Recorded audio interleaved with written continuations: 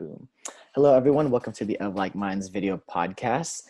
Special guest today featuring Miss Barcelona, dance educator, choreographer, performer. Miss Barcelona, thank you for coming on and giving us your time today. Thank you so much for inviting me. I'm super stoked. Hey, well, first I wanted to start off with just how we met and how that kind of started. So if you can recall how that happened. Yeah, so I am the dance department chair and faculty member at San Diego School of Creative and Performing Arts, where Kevin graduated from. And while he was there as a student, I did not know him, but my colleagues did. And as I was planning our first middle school main stage dance concert, I believe it was Miss Workentine who said, Kevin Belisario, you should invite him. And I think Principal Farson did as well. And they were like, bring him back. Because I think wasn't it the 40th anniversary? And we were celebrating alumni that year. It was the 40th anniversary? Oh my God. It was, of the school. So you were one of the people on the short list that we wanted to welcome back. And when you came in, you gave a hip hop masterclass, which I took. You did. Well, you did great, by the way. Oh my God. Great. My neck was so sore for like 4 days after that. Because, you know, ballet is a lot different. It's not so like isolated, but yeah, you were awesome. Thank you. Well, thankfully for that moment, it brought us together and it's brought us here today. So kind of backtracking to the beginning, I would love for you to just shed light on how you started with dance and taking us through that journey. Yeah, so it started in my basement with my mom and my two sisters in Illinois, where I was born. And my mom never took dance until college, but always really loved it. And she loved ballet. And so she got some records and she was like, I'm going to teach the girls ballet. And I have no idea if she knew what she was doing. Anyways, it sparked the interest. And she was like, oh, Annette is like really good at this. Look, she has a long neck. Like she should be in ballet. So she put me in like an enrichment dance class at Parks and Rec, like public Parks and Rec. And I really like took to it. And then that moved into like studio training. And I just loved it. I can remember in one of my bedrooms when I was in like 5th grade, I wrote a huge banner and I put it on my wall and it was ballet is my life. Like I was seriously obsessed. Obsessed. Like I would spend like 2 hours doing my bun before class. Like I just like loved it. So fast forward, you know, I started with a small studio. Then we moved to Michigan and I found a school that was RAD training and my teacher was British English, Therese Bullard. That was Kalamazoo Ballet School and Company. And that's where I really felt like I was legit training. I was part of the company when I was 12. Wow. He worked us we worked so hard. Was everyone else around that age or was it kind of old? No, actually a lot of the people I was in class with were much older. Wow. And, started point at 10 and then I was touring with that small regional ballet company all the time. I would constantly be missing school, we're performing at other schools and nursing homes and like, it was nuts. Then we moved again. So my dad is a professor, a chemist, groundwater scientist. So he's an academic. He's retired now. So all of these moves, we were moving from university to university as he was like building and developing his career. So we're in Ann Arbor and I start with a Vaganova, a Russian school. I'm 13. That teacher was very strict about pure in Russian training. So from that point forward, it was like, it took me to a whole nother level. Every single summer I studied with the Bolshoi in Vail. I spent a summer in Washington, D.C. studying with the Kirov It just grew from there. And the whole time I was there, which was 13 to 19, I performed like principal roles. I did Sugar Plum Fairy when I was 16, which it wasn't very good, but looking at it now, I'm like, wow, I can't believe I accomplished that, even though it wasn't great at the age of 16. I graduated high school and I really didn't have a good mentor. I was in Catholic school and the counselor there was all about, it was a college prep school. At this point, I'm like, all I want to do is dance. And she thought it was a joke. My parents were getting divorced. Both my older sisters were out of the house. I felt like this little lost puppy. Like I didn't know what I was going to do. Also, being a dancer and especially in ballet, I struggled with healthy body image. So everything kind of came to a head. My dad took me on a bunch of auditions to further my training. I got into the Boston Ballet School, so I'm 17 at this point, and I got in. So I could have gone right out of high school. I graduated when I was 17. Wow. But with everything going on with my personal life, like I was not in a place where I felt strong enough to move that far away from home all on my own. Yeah. So I didn't go. Which today, even though, you say you live without regret, I always think about that like fork in the road and whether I did the right thing. I know I did the right thing now. Yeah. But there were lots of times, like in my 20s, where I was like, God, why didn't I do that? Yeah. Well, you talked about a couple of things that may have influenced that decision, talking about your parents' divorce and that counselor kind of questioning what you're doing. So maybe if you can kind of talk about those and maybe how that kind of influenced your decision to stay and didn't feel ready to leave home quite yet. Yeah, I mean, I felt like I was almost, my mom loved dance. My parents supported it like 100%, like all the money and miles they spent driving me to class, paying for classes, point shoes, driving me to auditions for summer intensives, paying for summer intensives. I mean, it's like a very expensive hobby. That support got me to where I was, but like emotionally and socially, I do feel like I was stunted in a way because I spent so much time in the studio. So I almost had this, like I knew I wasn't ready because I felt like I was already on shaky ground. I wasn't mature enough to move that far away and do that. And also, like I said, my body image issues were pretty severe. It's age 17, 18, where I was worried that my love for ballet was not enough because I didn't love myself in the way I was enough. And I felt like if I was going to put myself in a training situation like that at Boston Ballet with potentially teachers that were very traditional and hard on you, because that's how it had to be, that I would have developed like a serious mental health problem.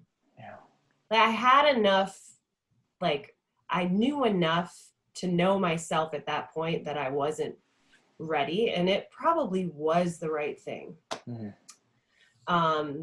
So I stayed in Michigan. I stayed training at my studio and dancing and teaching for her. And then I enrolled in a community college. So this is 2001. Okay. Fall. And everyone, like my parents divorced. So they kind of moved out of the city and my sisters were off on their own, like post-college. And I hated Michigan. It was so cold. It was horrible. I was like, why am I here? Like there's nothing here for me anymore. And at that point, for some reason, all it took was like 6-7 months where I was like, I'm going to get out of here, which is, I don't know, right? It's teenage mind. My brain is not developed. So I moved, I started researching other types of art forms that I felt like I might be interested in studying, because unfortunately, no one in my life really told me about the whole college dance scene. I was so like strict Russian studio trained, and my teachers viewed this like traditional ballet progression of like trainee, apprentice, company. There was not anything having to do with college at that time. So I was like, well, if I'm going to go to college, then I want to study something else that's creative. So I found a private art institute in Atlanta. I knew one girl from high school that lived there. And I was like, I know Caitlin, like she can be my friend. And I enrolled. My dad moved me down there, and I studied fashion design and marketing. Wow.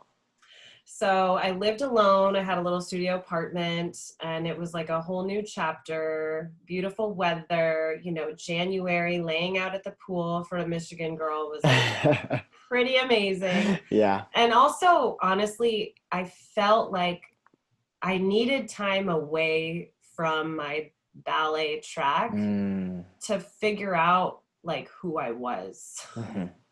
Like I felt like I didn't have an identity. Like my identity was like being a ballet dancer. Yeah. So I finished that program in 2004. And throughout that time, I worked like all kinds of part-time jobs. I took a break from dance. I took a couple ballet classes at Atlanta Ballet. And then I was just super unhappy with it. I was unhappy with myself.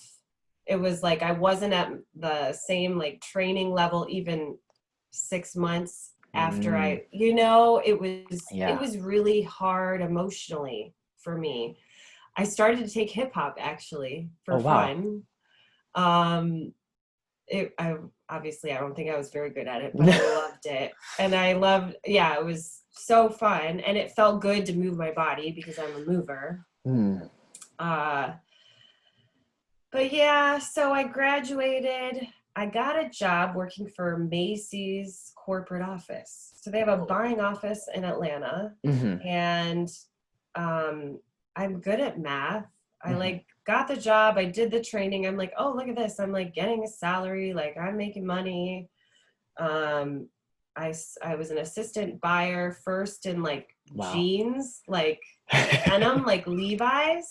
And then I got placed in the cosmetics office, which was amazing. I had really great coworkers. I think I worked there for about 3 years. 2 years in, I was like, I cannot do this computer thing. Like I need to get out from behind the computer. I'm like going crazy. So I moved into their advertising department. And I was like, I'd love to work out of the photography studio where they're doing all the advertising. Yeah. So I was friends with the art director from my cosmetics position. And so she started taking me into the photography office and then got me a job as a production assistant. So I was like working on ads, like using InDesign and like all this stuff. So it was creative work, totally different, almost graphic design, copyright type stuff. Yeah. Ultimately though, it was like, this is lame. This is not for me. The recession hit. They're closing all the offices. I get laid off with severance pay. I was one of the last ones there. So I had about 3 months to figure out what my next move was. Yes. And I was secretly like so excited. I'm like, heck yes, I'm going to take my $7,000 severance check. Like, this is not making me happy. Yeah. And this coincided with what I call my quarter life crisis, where I felt like I took this detour to find myself. And I did. I grew up a lot. I made a lot of mistakes. I had a lot more fun, like socially, because I had the time. I wasn't training. I wasn't dancing. I met a lot of people. I worked in restaurants. You know, I did so many things that I had never done. But as far as my career was concerned, it was like very unfulfilling. Yeah. So I'm like, at Macy's doing nothing on my computer, looking for jobs. And I go to Craigslist and I'm like, let me look up like dance teaching. I'd been taking classes at Atlanta Ballet for probably the past year and a half, just maintenance. And for myself, I found a way to take class again without being so critical. Was this during the time when you were working at Macy's for those 2 years? And like, how often were you Yes. taking those classes, those ballet classes? Probably like 3 or 4 times a week. Okay, so the training So was still there. it was, I mean, I took a couple of years off from regular Mm, training, but my quarter life crisis and also just figuring out like I needed to do something else on the side to fill that. I wasn't being fulfilled. mm, So I was training again, and I feel like the teachers actually at Atlanta Ballet were like noticing me. mm. And I'm thinking, I've been off, like I'm out of shape. But I felt this sense that, wow, all of this work that I had done in the past did not Mm. go, it wasn't wasted. Uh, it wasn't wasted at all, actually. And I still retained a lot of the muscle memory and was able Yeah. to like start to get back into shape. So anyways, I find this job on Craigslist teaching an after school dance program, kids Mm. K through second grade in Atlanta. This one girl started this company. She's an elementary school dance teacher, which I had never heard of in my life. I went to Catholic school. We didn't have electives. I didn't Yeah. even know that existed.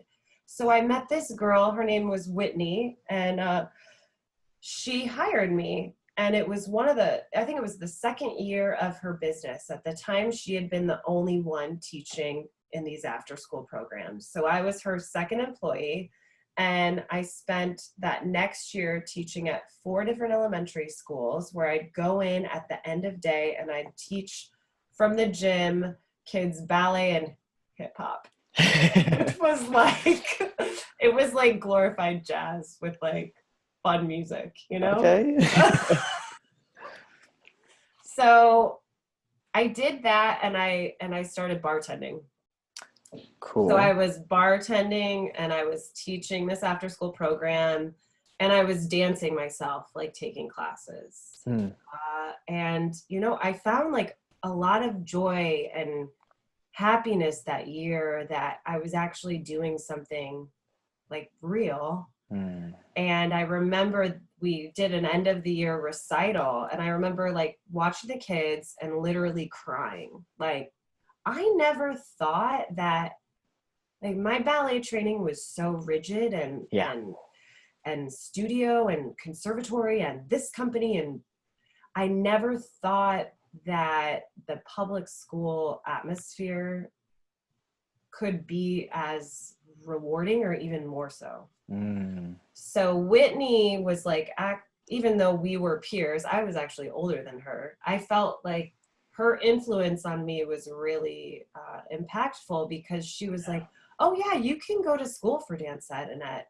You can teach out of school and like get benefits. And Yeah. I'm thinking, what the heck? Like, how come nobody ever told me You this? just didn't know. Yeah, yeah. I just didn't know. I just didn't know. So yeah, at that, then I started researching. I knew I didn't want to do that job forever because honestly, it didn't pay very well. And Mm. if I could like bartending, I'm sure you make a lot of money. Hmm. So I was like, I can probably bartend and put myself through school. Mm. So I found a program north of Atlanta. It's a university called Brenau University. Okay. It's a women's college, Mhm. which I would have never gone to.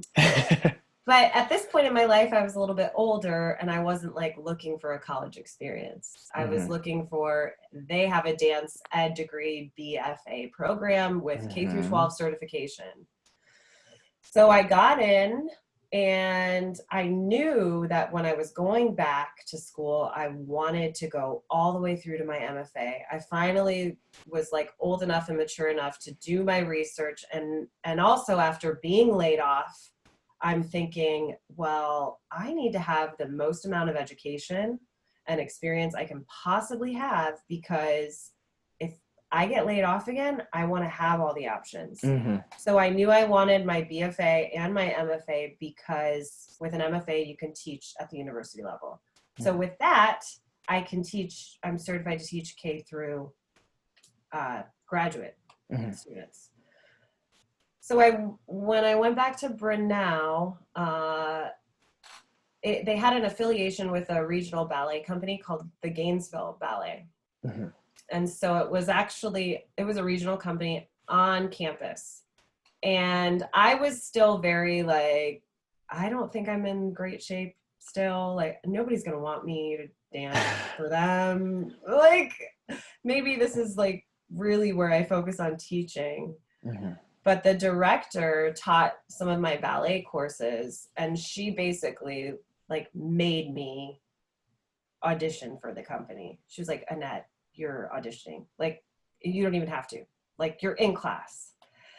So I danced for the games. She obviously, hired me. And then I danced with them for 3 years while I finished my BFA degree.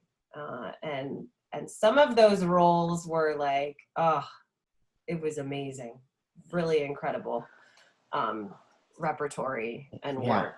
Well, I'm hearing this reoccurring thing with you taking breaks and you not feeling in shape. And I think this is actually attributed, and correct me if I'm wrong, I think this is like attributed to that Russian regimen that you had grown up with for so many years. And if you can just talk about the impact of that structure, and that was kind of what you were raised and grown up with, and how that ultimately benefited you to being able to come back in and not lose too much of your technique or your foundation.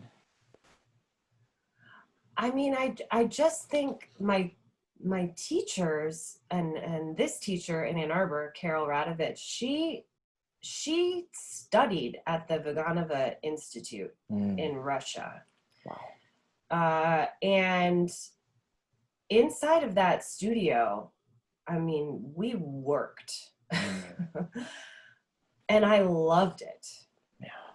Like, I love the physical pushing that the training of the Russian training forces upon you. I don't think it's the safest way of training. Yeah. Luckily, I feel like I had good alignment and I build muscle mass like pretty easily. So I felt like my body was trained and supported, so I didn't suffer a lot of injuries. Okay. Also, my parents, I feel like, were very concerned with me, like, are you getting enough protein? Are you, Yeah. all of those things. Whereas the training is so specific and the body type is so specific and the pushing of the flexibility is, all of those things. I mean, I was watching dancers around me sort of break. Wow. If they were like a little bit underweight and I felt like I always was like fit. Mm-hmm. I just worked hard. Yeah. But I loved it. It didn't feel like work. Absolutely. And also I feel like it was kind of fun and a challenge to be like, let's see how high I can get my, or how fast I can do this petit allegro. And I was always a huge jumper, like how high I can jump. And then, I don't know, it just. Do you think that environment was more so facilitated from the teachers, or do you think the individual company dancers were more so driven like personally? Was it more like a competitive thing, or what was that kind of environment like growing up in the Russian studio and influence? I mean, I feel like it was kind of a mixture of the two. I feel like my work ethic and the way I progressed and the way I just absorbed everything that they said allowed me some like pretty special opportunities. And I think I was rewarded by being in like the special pre-professional class and having the resources to make these connections with other companies and know, like, this is the type of training that you have. So this is where you should be training over the summer to supplement what we're doing year round. So it was like kind of a marriage of the two. And I don't want to sound like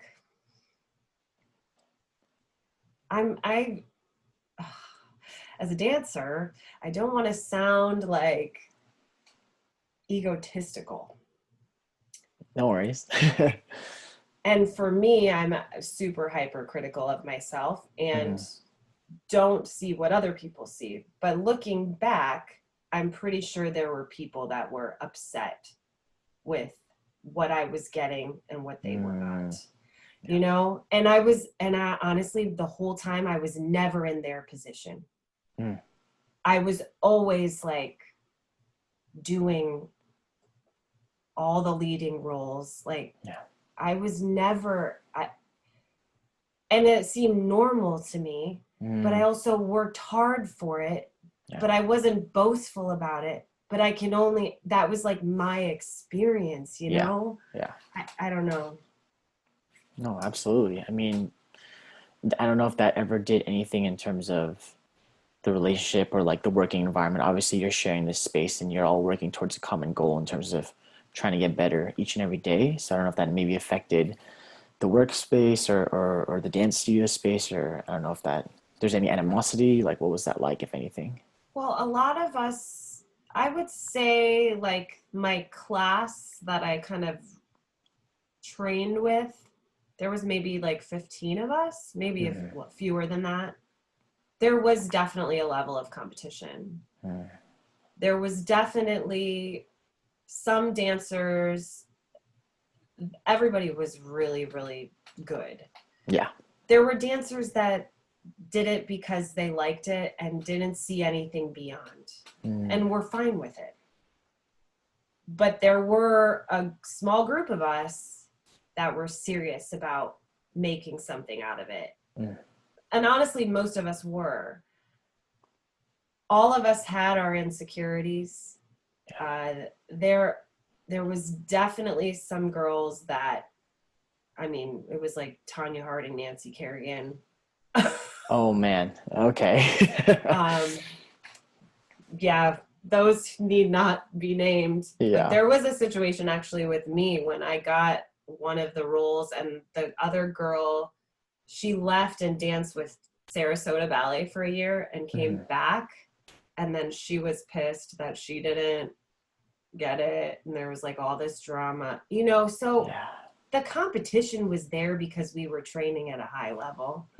But mostly, like, I have some really good, like, lifelong friends from that period of time that, even though we don't see each other, it's like a sacred, beautiful bond that we have, you know, as dancers.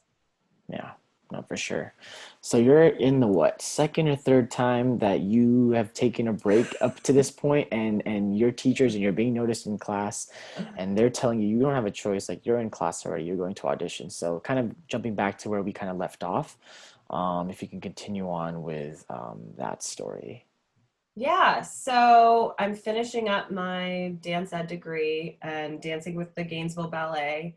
And I have to tell you, everything that was okay, so this is going to get a little personal. I don't know if I want to. I'll share it. Yeah, do it. Only if you're comfortable. Yeah. So I went through like a really, really rough breakup. Right before I went back to school for my dance ed degree. I also went through a little bit of like a health scare, and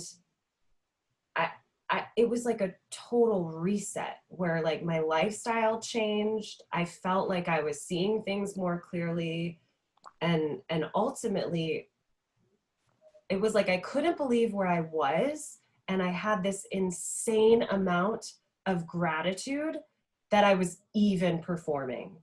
Like, I could not believe I was performing. So those 3 years when I was there and I was dancing with Gainesville Ballet were honestly the most fulfilling.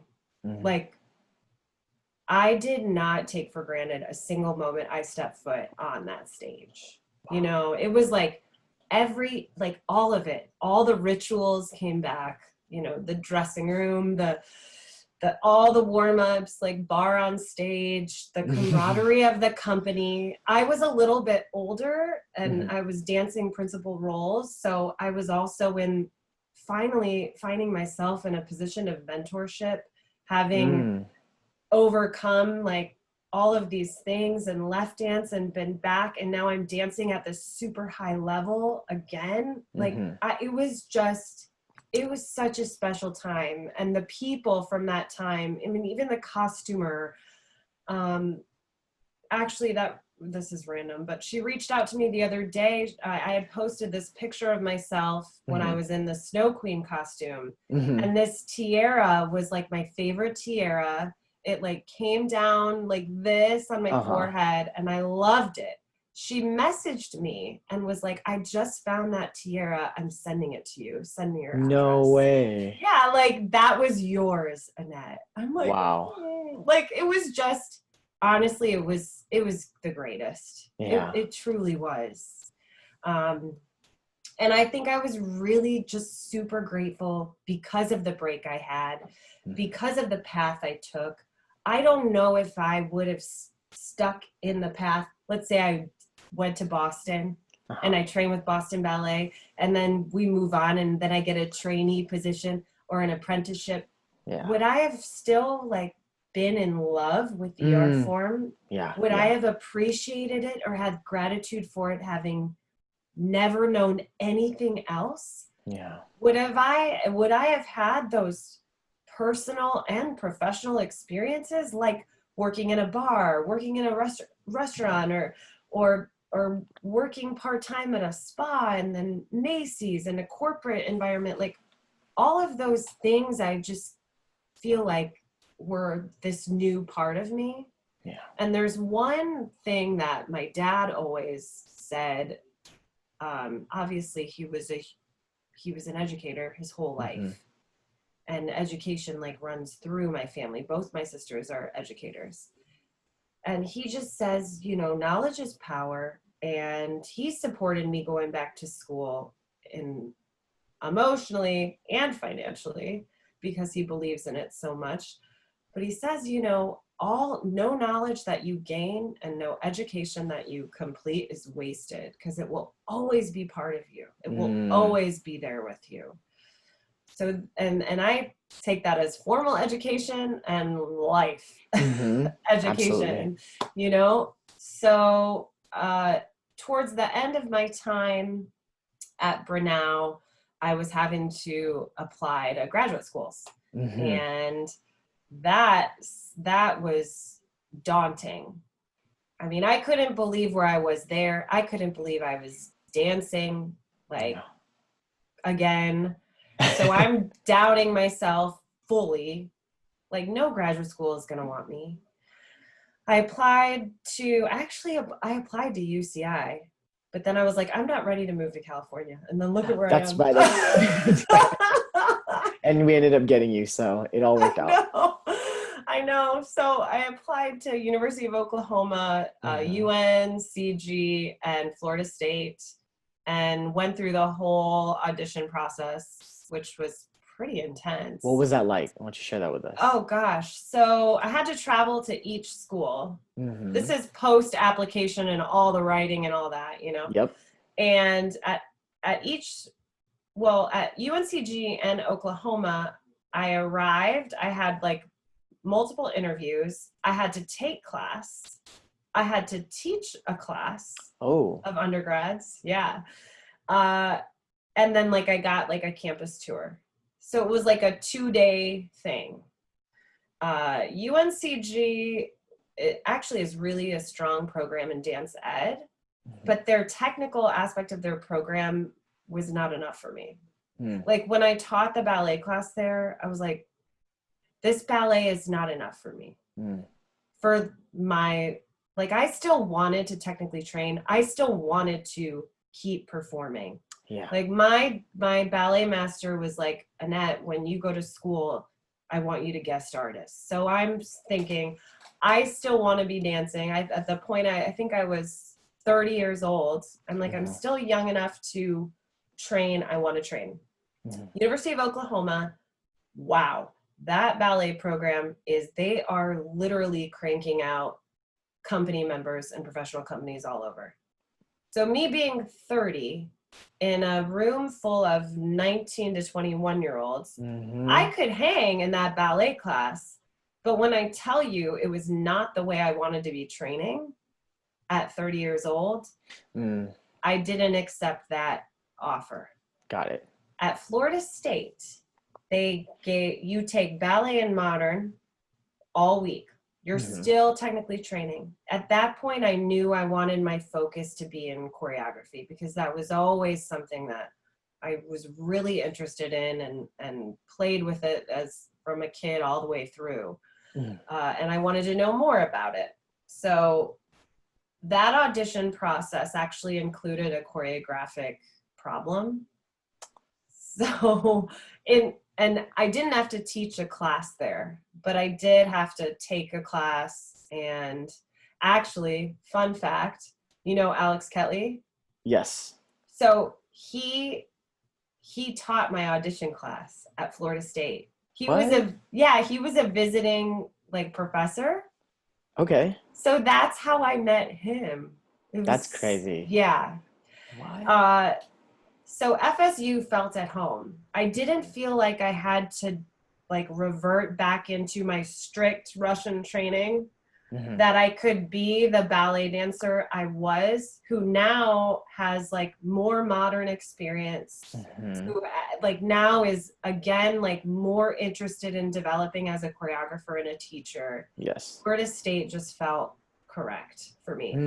Plus the campus is beautiful. It's green, like lots of like those beautiful live oak trees.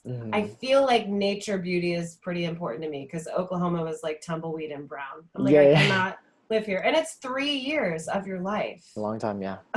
A long time.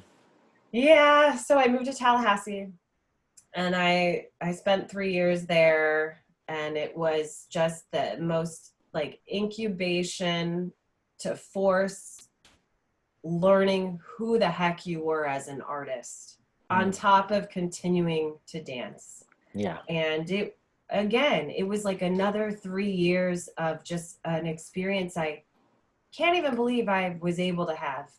Yeah. My teachers were amazing. My thesis, I worked with Suzanne Farrell for 2 years on.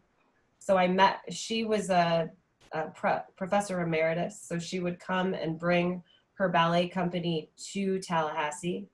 Okay. When her company was there, I got to skip all of my classes and I hung with her company.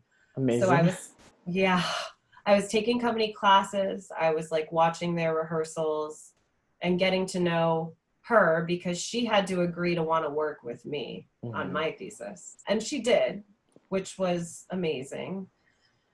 So she restaged the last solo George Balanchine created on her before he passed away. Wow. And so, yeah. That's wild. So I actually journaled through that entire experience with her. She's a very private person, but she absolutely has no ego. And she was a superstar, you know, like she's the superstar of ballet. And I'm just thinking, you know, I would crumble on the floor after our rehearsals, like into a bucket of tears, being like, how do I even deserve this? Like I'm like, okay, but I'm not like a New York City ballerina. How many even New York City ballerinas can say that they worked with Suzanne for 2 years on a role, one-on-one, you know? So that changed me. Yeah. And I got to choreograph a ton. Yeah. Which was awesome. And my works it was pretty competitive at Florida State, honestly, both undergrad and grads. The environment was extremely stressful. Yeah. The workload was insane. I mean, I would get to school at 6 a.m., be on the elliptical before class, have class all morning. Then I was a graduate teaching assistant, so I taught like ballet, point, variations for undergrads and the musical theater department, which was a blast with live accompaniment. Amazing. Wow, that's so fun. And then I would have my rehearsals that I was in and the rehearsals that I held until 10 p.m. at night. So it was just this bubble of living in Montgomery Hall in the dance building, and just so much art and creative like juices. It was just unbelievable. So great. Well, if you can speak, I think this seems like a good time to ask, but yeah, stigmas with dancers and stigmas with artists in particular. So just hearing you kind of talk a little bit about the work you would put in before class, during, and post, if you can just talk about, stigmas or, the negativity surrounded by dancers or artists, and kind of dispelling those things, and speaking of your experience and how you are one of the many that defy those stereotypes.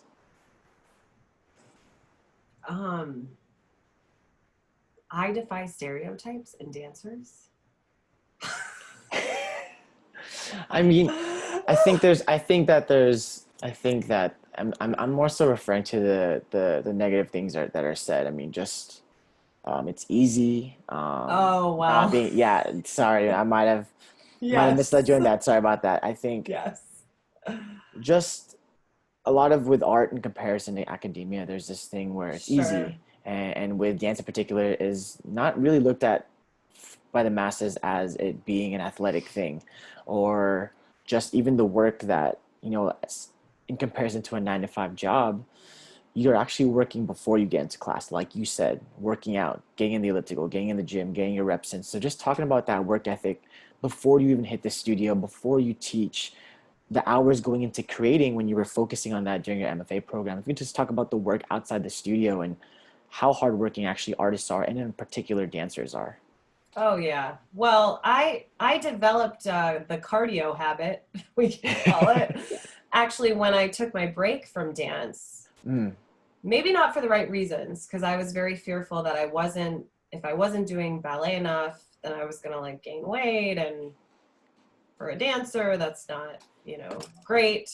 So I picked that up, and then really I feel like I just kind of got that bug of training. And when I went back and I was dancing with Gainesville Ballet, I developed that habit of cardio training, because in ballet, you really don't get any cardio in at all. Yeah. I mean, the class for the most part is anaerobic. But then when you're rehearsing a variation that lasts 3 minutes and you're the only one on stage, that's like a lot of cardio work. Yeah. I'll never forget one of my least favorite rep pieces. I will not name the choreographer or whatever, but it was like, maybe it was 8 minutes long, and I was the lead. And when I tell you, this was Grand Allegro for hold on. For the first 6 minutes, I did not get off stage. I was the one person that was like, 6 minutes. And then she gave me an exit for about 30 seconds. And then I was on for the last minute and a half. I'm like, girl. So if I was ever going to be able to accomplish that on stage with a smile on my face, like,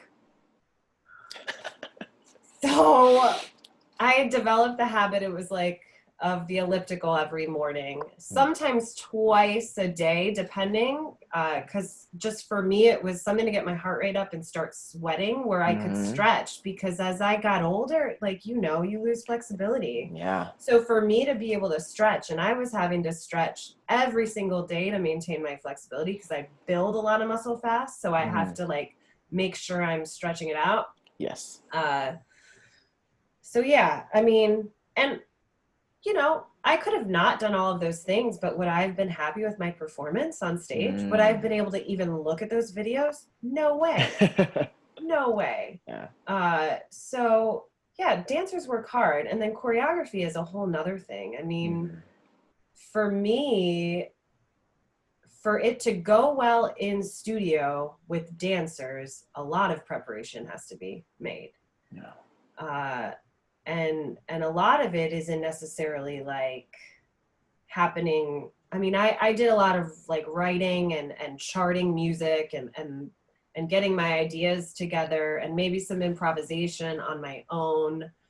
But the more clear the ideas I have about my work, then the clearer I can be in the studio, and then I won't be nervous that I don't have anything to deliver, because the last thing I want to do as a choreographer is waste a dancer's time. You Mm. know, and when we're all going from one place to another and this person is rehearsing 4 different pieces, and you know, I would hear all the time like, oh my god, I cannot work with that person, like they Yeah. are not prepared for rehearsal, or they're like, you Mm. improv, you know. And it's like, well, that's not the work of the dancer, that's the work of the choreographer, Yep. you know. So and that's just a different skill. I didn't necessarily have to get on the elliptical for half an hour and Yeah. hold a plank, even though I did a lot so Mhm. that I could be limber and ready to move with my dancers, because I'm going to be right up there with them. I'm not going to just teach from a chair. Mhm. Um, so yeah, and teaching, yeah, you got a plan. I mean, you don't just step foot in the studio and throw the music on. Yeah.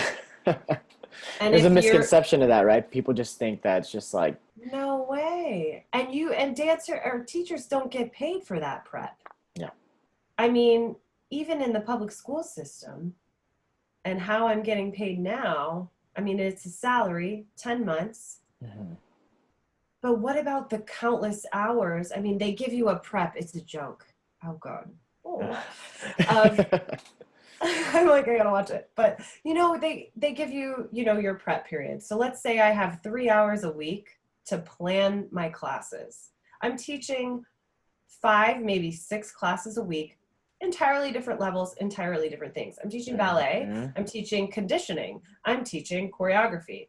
So each of those courses and groups of kids require a certain, like, I can't just figure out one thing and do it for, you know, it doesn't work that way. Yeah. But those 3 hours get eaten up by a meeting with this person and a call with a parent and a meeting with a student. Or so when am I going to plan? Weekends, nights, you know, it really, if you care about it, Yeah. you know, not all teachers care enough to put all of that time in. But to Mm. be, I think, a good teacher, it all goes into how you prepare before the students are there in front of you, Absolutely. you know? So, yeah, I mean, our profession in all the different ways, facets, and ways that you can be involved in the dance field, none of it is easy work. And if you don't love it, there's no point in doing it, It's huge. because we don't get paid big bucks. You know, we get paid, I feel like, in the reward of feeling like we're doing something that's could potentially change the trajectory of someone's life, Mm. and because we love it. Yeah. I mean, I don't want to go back to a desk job looking at how many pairs of Levi's 501s were sold. Yeah. Like that. No, I would rather teach this 7th grader how to properly tendu, you know, Yeah. and laugh with them, making ballet jokes to make them feel better when they can't do something, you know, like. Yeah. Yeah. No, I love that. And thank you for that. I just kind of getting back to you doing your MFA at Florida State, and you kind of making the transition from that point. I believe that was the most recent of your education, correct? Mhm. So, and we've talked about this too many times before, but kind of making that transition and becoming, you know, a teacher, you know, at a performing arts school, my alma mater, which is both middle school and high school, and just talking about that adjustment because literally just a year ago, prior to you going to SCPA, you were performing, you were hanging with, like you had said, like your peers and who somewhere, your age, somewhere way younger, you're performing and choreographing and touring, and now your kind of life has changed to being in one place and to give to so many people. So just talking about that transition and that adjustment of just a whole mental shift. Mm. Well, I'll tell you, once I finished my MFA concert, so this is 2016, Mm-hmm. it was the end of March. Oh my God. And I just feel for the people that went through that program this year and maybe didn't get to see their MFA concert because of COVID. Like I can, another loss, like, Yeah. because you write a 40-page proposal. It is like, it's profound. Anyhow, I was one of the lucky ones. In 2016, I got to see that through. I knew there was part of me at 33 that I was nearing a point where, like, the big dream of like most dancers and getting into a big company and everything like that was not in the cards for me. And that's partly why I made sure that I was getting all of my education and continuing my technical training if another opportunity did present itself. I knew I wanted to choreograph professionally. Yeah. I knew that I needed to find a teaching job. And initially, I was looking more at the university level. Mm-hmm. So that last like month of my life at Florida State was way more chill because all I was doing, I was done. I was taking class and teaching. It was a point of time that I knew was going to be gone like that. Mm. And that all I had to do was make the absolute most of every moment. All of our classes had live accompaniment. Wow. With the most phenomenal pianists, like, ever, that could improv the freaking whatever. So those ballet classes for me were sacred. And I can remember, like, my leg on the bar, like Dan Smith in the corner playing Les Mis and me just tears pouring.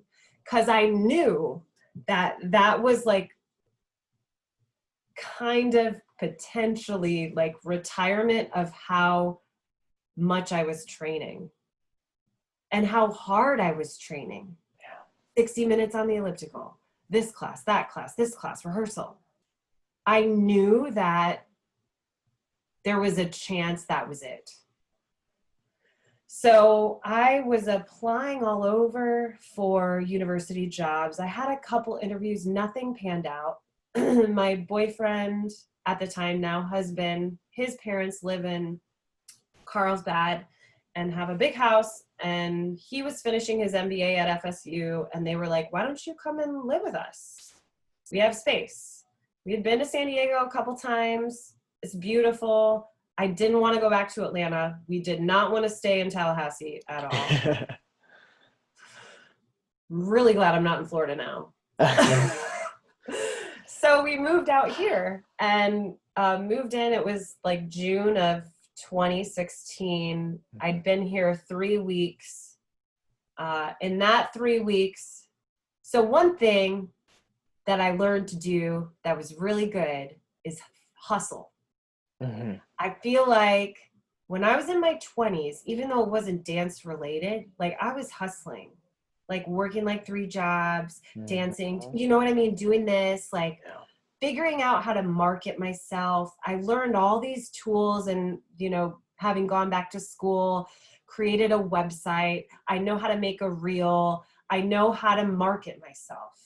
So I created an audition video. I sent it to the ballet companies here in San Diego before I got here. Nothing really came out of it except all the ballet companies here were kind of like, come and take class with us, this and that. And their classes were like, company classes were in the morning. and so anyways, I'm still applying to teaching jobs. So nothing's off the table. I'm kind of like, what is going to happen? I had a huge spreadsheet, probably from my buying days, right? Like, let me do all this research and of all the like local dance studios, universities, community colleges, companies, and I just started like sending my information out, like finding people's emails and just going, hey, I'm so-and-so, I'm here. What have you got? And crazy, I was here 3 weeks. I get an email from Richard Trujillo at San Diego School of Creative and Performing Arts saying, we would love for you to come interview for this position. I did not see the position on a job posting. I don't know how the heck this guy got my information, but he did. So I interviewed, and that must have been early July. And that night of the day I interviewed, I'm on the beach walking with Luke, my husband, and Farson, my phone rings, and it was Farson himself, and he offered me the job. Wow. So at this point, I'm like, well, I'm 33. I need to get my act together financially. Like, none of the companies have like shown like a great big interest in me. You know, this is probably what is right. I mean, this school is specialized in, you know, I didn't really know what it was, you know? But yeah, what's crazy is, you know, Jessica Curiel. So she had interviewed for the other position because Morales and Anderson both retired. Yep. So they were filling 2 positions. She had just accepted the one, and apparently my information had gotten into her inbox, and she was the one that gave it to Trujillo and Farson. Wow. So Jessica, who is now like literally my work BFF and my life BFF, she was the one that made this connection happen. And now we're like this, I mean, honestly, we're this powerhouse together of forward motion for SCPA. Like, all the things that we've accomplished, I wouldn't have been able to have done without her. So, yeah. So fast forward 4 years later, going into my 5th year at SCPA and my 3rd year as department chair. And honestly, like, the first 2 years, I mourned my performing career hardcore. I tried to keep dancing, but honestly, my energy was really needed fully in that classroom, in the studio, in all aspects. There's a great studio up here in Encinitas where I live that has fantastic adult classes. So I tried to maintain a certain level of shape, but I knew, like, going into the school system at that point, it was probably like retirement. And I have kids, actually, students ask me all the time, Ms. Barcelona, why do you work here? Like, you should be dancing. You should be in a company. And they think I'm younger than I am, you know? And honestly, what I have to say is, you know, there are a lot of things that drew me to teaching. There could not be a more perfect school and place for someone like me, based on all of my education and experiences. I honestly feel like there's no part of me that is not useful in that setting. And every aspect of who I am as a person and an artist, I can still live. I dance with my students. I don't get to perform so much, right? But in my performing career now is my choreography. So when I get to choreograph, it's like the dancers performing it as my performance, you know? So what's great about the school too is it allows me to have a summer off. And this summer I had gigs that, you know, fell away, but I trust that once things kind of return, that aspect of my professional choreographic life are going to return. I knew that being in the public school system, especially a school like SCPA, would be where I wanted to be. Yeah. But I also know that, like, personally, professionally, I want to keep choreographing and putting myself out there on the more national scene. So when I was dancing in Kalamazoo, that company that I toured with was a part of this organization called Regional Dance America. Okay. And it's like a big festival, kind of like regional high school festival, but it's all regional ballet companies where they scout dancers for college programs and companies. And I performed at those festivals as a kid, and the organization I loved. So I looked up that organization, RDA Pacific, since that's this region that I'm in. And then I started sending my information out to all of those ballet companies as choreographer. And so I started getting gigs. So I did a couple gigs with Ballet Yuma, which is a regional company in Arizona. And those pieces went to festivals. So those festivals, right, are big, and then you get a ton of exposure. And so that's what I do as well. So I'll go, I've made some connections with regional ballet companies, and I'll go and teach master classes and do choreographic residencies like outside of SCPA, which is challenging and fun, but I feel like it keeps me on my toes to kind of stay relevant in the field. So yeah, I was actually supposed to go back to Gainesville Ballet this past June. I hadn't been back in probably 5 years. Wow. They invited you, or they reached out to you? Yeah, they invited me to teach summer intensive and then make a ballet for their rep.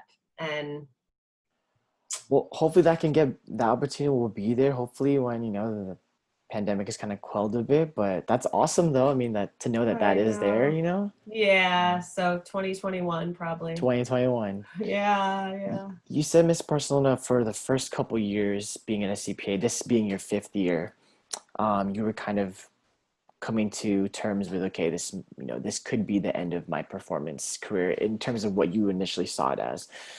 What was it like for like the last 3 years, just kind of being invested in, you even saying my energy is needed here, kind of get more invested in terms of just like mentally also like being like, you know what, like really like I'm loving what I'm doing here, and I'm not that you weren't ever fully committed, but like just not so much focusing on that idea of like the performance aspect, but seeing performance in a different way. If you can talk about how it kind of changed maybe in the most recent years.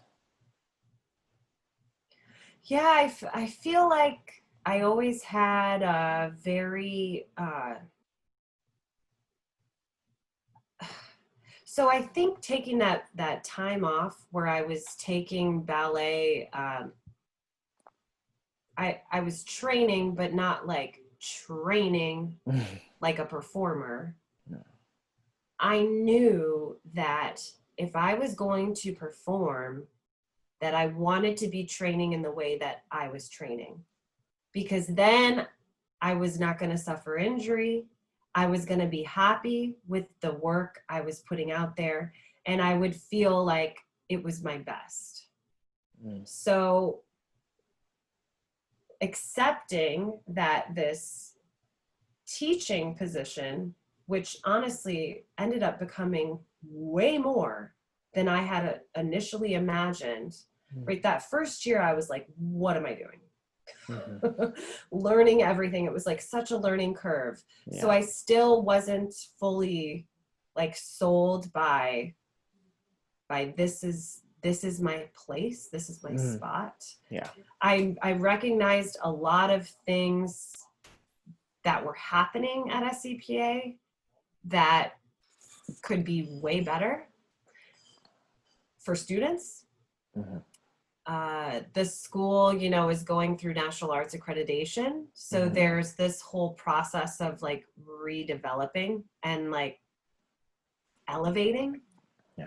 So second year, still, you know, kind of finding my footing, I started to realize that there was so much that I could do there that was going to be fulfilling. And at that point, a year out of not training and now 34 years old, I just kind of made peace with, you know what, this is okay.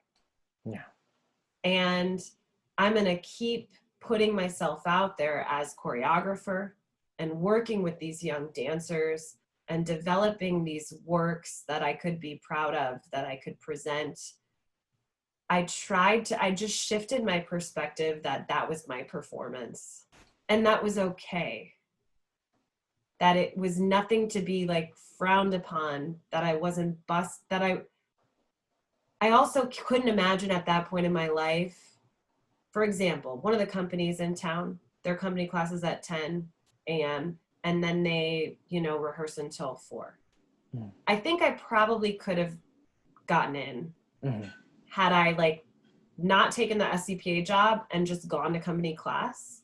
But I know they probably would have paid me like nothing. So then what was my like life gonna look like? My personal life, which now is more important to me than maybe it was, you know, 15 years ago. Yeah. So it's like that balance. There was a lot of things, but I still mourn over it. I talked to some dancers. I don't know if you know Tom Dancy. He runs the Rosenbach's project in San Diego. Okay. Yeah, I do know that. So we actually had coffee. It was maybe like 6 months ago. And we just talked about that retirement from dance and how heartbreaking it is. Yeah. And how it's like a grieving process. Yeah. But I feel more at peace now, especially because I can take class myself, and I do in my dining room once or twice a week. Yeah. And I'm not in the shape I was, and I have to be at peace with that because it's for a different purpose now. Like that class is to fill my heart, and then also what can I take from this to give to my students? And all the other things that we have done and accomplished at SCPA, and all these things that these kids, the opportunities they have are so unique to our time. And also things that I like, God, my whole trajectory would have been so different. Yeah. All this college, we're doing like college prep from sixth grade on. No one even taught, you know, like I said earlier, no one even talked to me about that. Yeah. So we're like basically dreaming up the dream and seeing our kids live it. So it's pretty amazing. Yeah, I mean, we even talked about it, you know, the times that I've come back in and teach SCPA, we always step outside and just talk about like, man, like if it was like this, even for me, that was only like 10 years ago, like even if it was like this for me, it'd be like, wow, like that would have been incredible. And like where, like you said, what the trajectory could have been. And I think that's part of the reason why we love being dance educators, because it's always going to improve and we have a chance to be a bridge for those students. And that kind of leads me to my next thing. I wanted to ask you, you know, now that in your current job in being a dance educator at a performing arts school that is pro arts and academics that do share the stage together, if you had to say one thing, what would be your favorite thing about being a dance educator and your job and your career and currently where you're at right now? What's your favorite part about the job?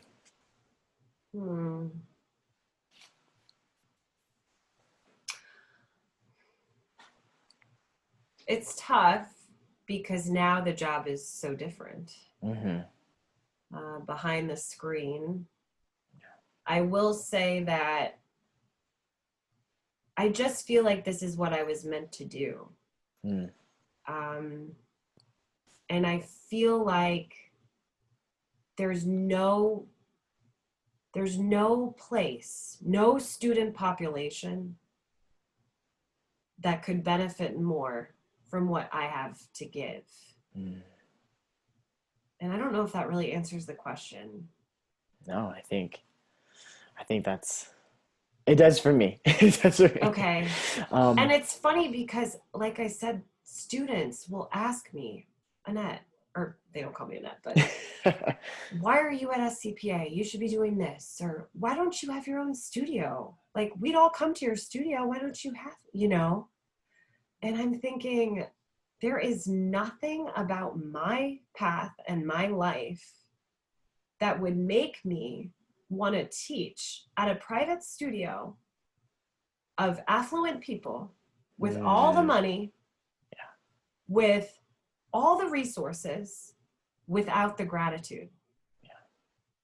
And I'm half Puerto Rican, even I know I'm like white, right?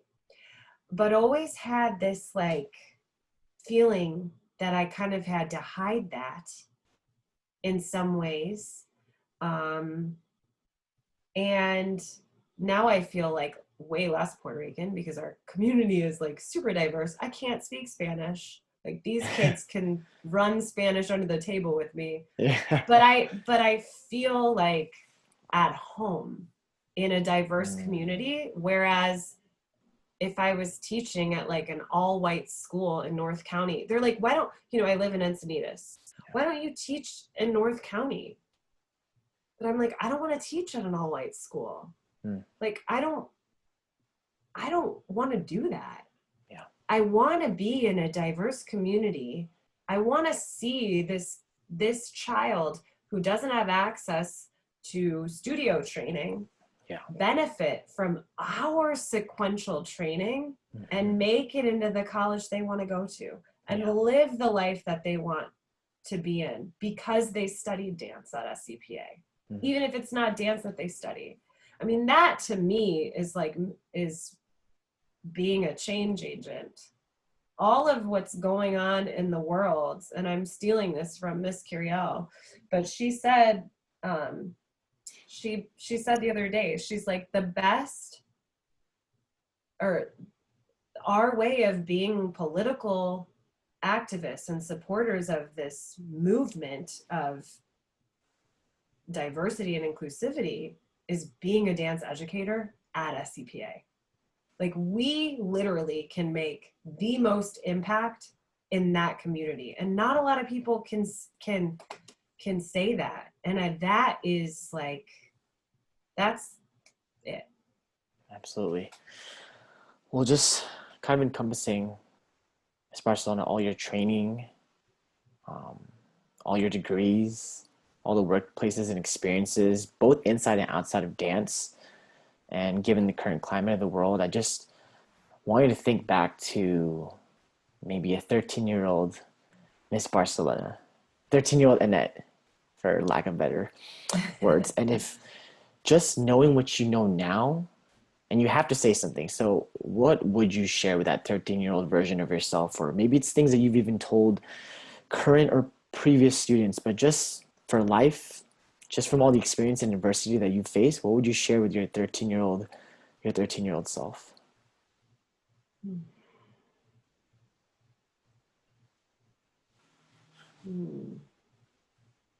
It's hard. I feel like there are so many things that I would share. Yeah, you're not limited. You can. I do think sharing that developing all aspects of yourself is valid and important. And while investing in yourself as a dancer, and I still identify as one, I feel like it is important to develop other aspects of yourself. I feel like I've witnessed retired dancers and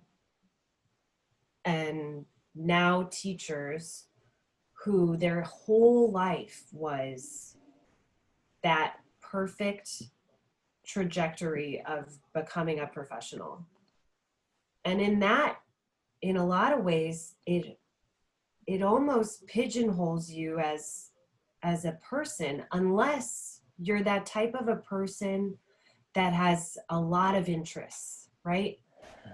But when you're spending all of that time in that company in the studio, that that time is not being spent somewhere else. Mm. So for me, I try to find grace in my path, whereas sometimes I grieve that I didn't perform at the level that I wanted to for as long as maybe I could have. But I try to look at it, well, I spent those years developing other aspects of who I am that influence who I am as an artist and a human being and an educator and a friend, and I'm probably better for it because of that, you know? Absolutely. And also not to be so freaking hard on myself, but I'm still hard on myself. 24 years after I was 13, you know? Well, especially as dancers, we live in the mirror and we are our biggest critics, so I can't blame you for that at all. Mm-hmm. But thank you for sharing that, Miss Barcelona. Did you have any like final thoughts or maybe something that might have slipped your mind earlier that you want to share? Or? I don't know. I feel like I've talked a lot and you've talked so little. No, no, no. This is your story and your narrative, and I just I appreciate you sharing this. So, if you don't have anything else, probably conclude this, and we'll stay on after. But just want to say thank you, Miss Barcelona, for one, sharing your narrative, and two, being so transparent and being so willing to do so. And I know that for those of you that are tuning in and listening and watching this, that you can take one, if not many things from Miss Barcelona's narrative and applying it to yourself and figuring out how to better yourself. And so I just want to say thank you for your time. And I know it's a lot to ask, but I really, really appreciate it. So hopefully once you're able to get back to those summer gigs, we can do a follow-up and we can see how that's going, because I know it's a big part of being an artist, especially as a teacher. You're working for 10 months in one space, and then you have this couple months of you get to just kind of be kinetic and go everywhere. And so I'm looking forward to kind of hearing about that journey once that picks up after this pandemic kind of quells. So thank you again, Miss Barcelona, for coming on to the Of Like Minds podcast. We'll stay on and chat for a bit after, but we will catch up with you soon. Okay.